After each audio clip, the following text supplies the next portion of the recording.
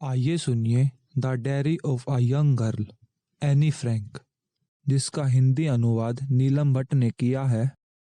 वाचन मोहित का है। परिचय। नीदरलैंड में एक लड़की को उसके जन्मदिन पर एक डायरी उपहार में मिलती है। 2 दिन बाद वह डायरी लिखना शुरू करती है।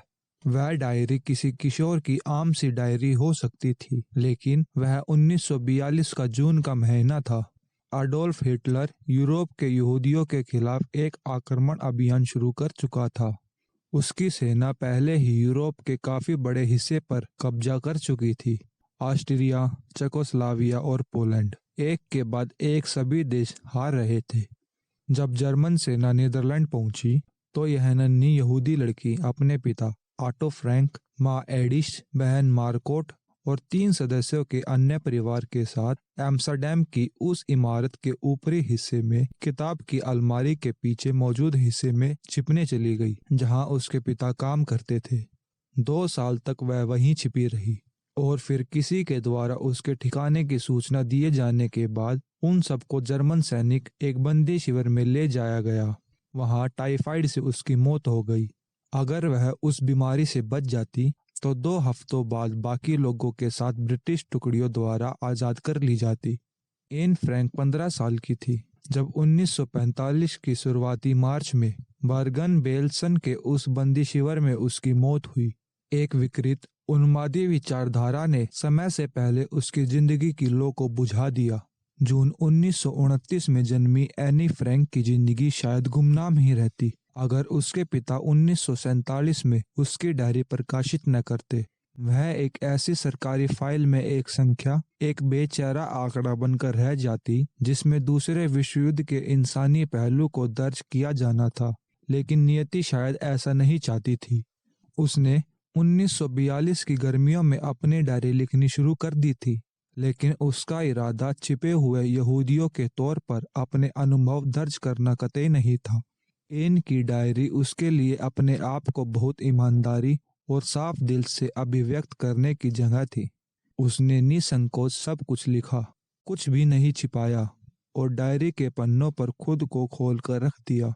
मार्च 1944 में एन ने लंदन में निर्वासित डच सरकार के एक सदस्य का रेडियो प्रसारण सुना, जिसने जर्मन शासन के अंतर्गत डच लोगों के दमन के अनुभवों का सार्वजनिक अभिलेख तैयार करने की बात की गई थी।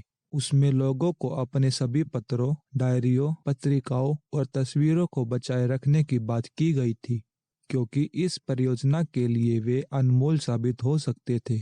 उससे प्रेरित होकर एन ने इस इरादे से अपने डायरी का संपादन करना शुरू किया कि युद्ध की समाप्ति के बाद उसे वह प्रकाशित होने के लिए दे सके।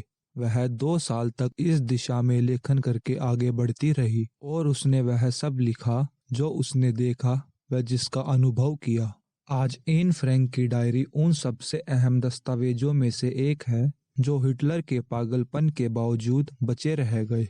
आधिकारिक अभिलेखों व राजनीतिक भाषण से अलग केवल पीड़ित व बचे हुए लोगों की आवाजों के जरिए ही ऐतिहासिक त्रासदियों से मानव कथा का ताना बाना बुना जा सकता है, और एन की डायरी यही करती है।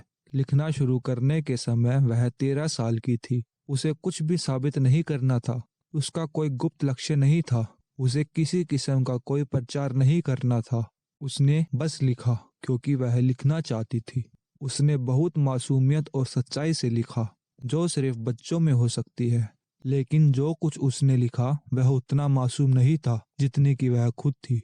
होलोकास्ट यानी यहूदियों के सामूहिक संहार को लेकर हुए विवादों व विचार विमर्श के बीच एन की डायरी पीड़ित के पक्ष में आने वाली बहुत सतर्कता पूर्वक तैयार किए गए दस्तावेजों में से एक है, और यह वह संहार का प्रतीकात्मक विषय बन चुका है।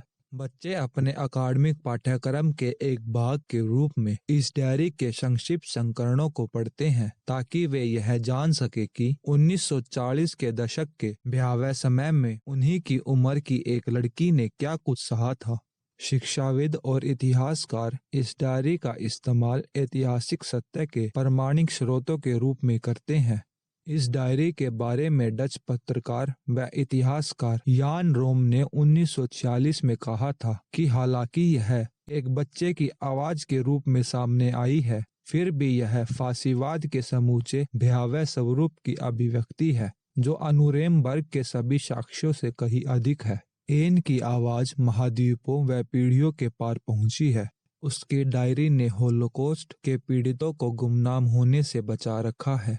उसने अपने जैसे बाकी लोगों को एक चेहरा और एक जिंदगी दी है। उसने उस यातना में जीने वाले लोगों व उसके बाद आने वाले हमारे जैसे लोगों के लिए उसे वास्तविक बनाया है।